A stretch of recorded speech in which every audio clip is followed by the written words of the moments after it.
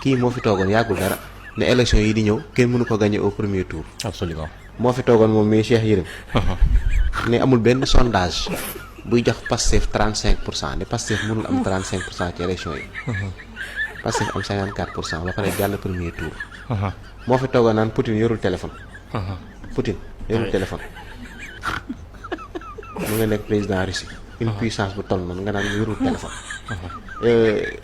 gis nga waxtaanu solo naan ndappante na man la di déglu leen ma. Cheikh Yérim ba léegi sentiru que ni jeex na. beneen bi ci des. ka lañ fi découvrir fan yii passé bu ñu gëmee ay waxu aadama mu génne ay transfert ay xaalis yoo xam ne yaa ko doon fay pour mu saaga. moom bi mu génnee weddiwu ko. ba pare li gën a garaaw dafa tuumal magum kilifa gu nekk ci réew mi naan maam Baye Niass moo waxoon ne soo mënta saaga utal ko la saagal nga koy fay. wala du moom loolu moo ko waxoon de. allez ku mel ni war nga jëfi di jotale ay waxam naan dañ ci war a commentaire. non c'est là ñun duñ naan café pare di yàgg ci Cheikh Yérim jaalal ci leneen.